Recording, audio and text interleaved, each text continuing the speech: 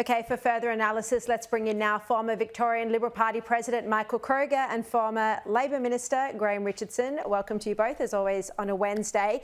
Michael, starting with you, and what a treat it is to have you in Sydney in studio with me. I am very lucky. So what's your assessment of this astonishing move by Trump today? Well, like everybody, my first response was I was gobsmacked by what he said. I mean, it was an unbelievable announcement. But you have to analyse what Trump says, right? It's like in chess. He goes pawn to king 6, which is an illegal move, and then he comes back to pawn to king 4, which is legal. So what's he actually doing here? Is he actually going to take over Gaza? No. Is it going to become an American protectorate state, whatever? No. He is saying to the Arab states, as you correctly said, he's saying to the Arab states, you people have had 80 years. You've had 80 years to sort this out, to find a place for the Palestinians, to allow there to be peace, coexistence with the Jews in Israel, for the Arab states to stop fighting each other. You've had 80 years. I've had enough. You've had a good go. You've stuffed it up. Look where we are now with Jews being slaughtered, 18 months ago.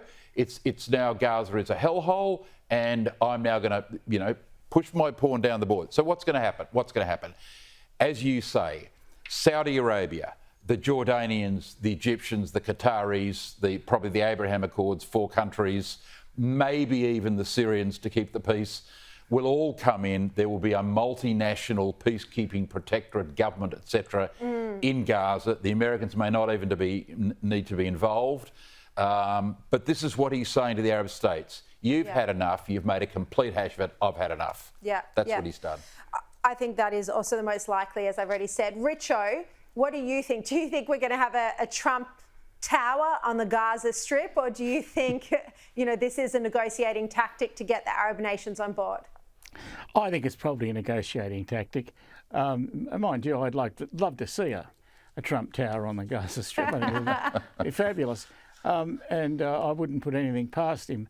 But no, look, I think, while I've often been a critic of Trump, I think on this issue, he's really doing pretty well. I mean, if you think back, every American president has had a crack at this. Every American president has failed. And so, you look at these things, you're entitled to be pessimistic. But the great thing about Trump is he is never pessimistic. He's always looking on the bright side, always looking for a win, and I think he might have one here.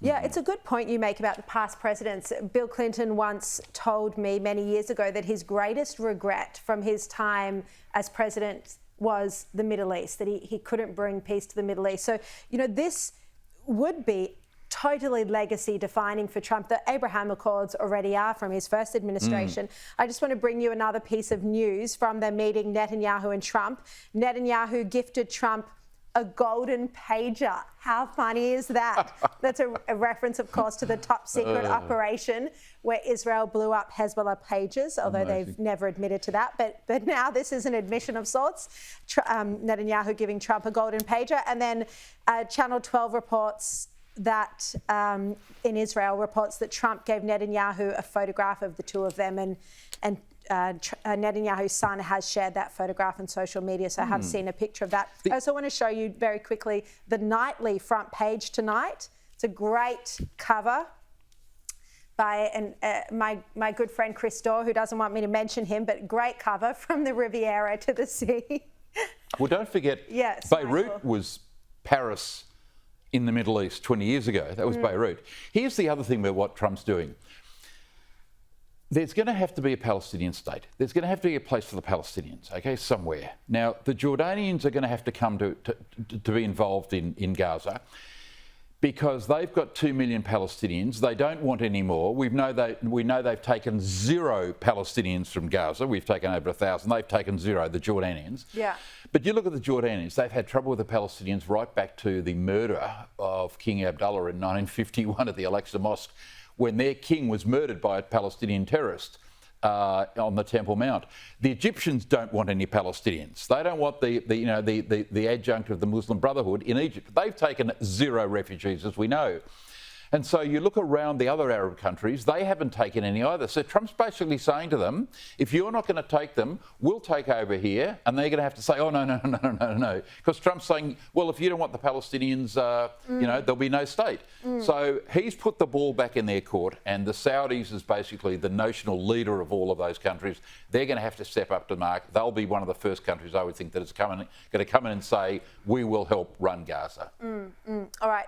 Although in an early statement from 5 Arab countries that's just been reported tonight in the Times of Israel, look, it's not encouraging. They're resisting. They're saying there does need to be a Palestinian state. But look, it's an early statement, and the negotiations are happening behind the scene. As I mentioned, the King of Jordan, Abdullah, is going to meet with Trump in the coming days.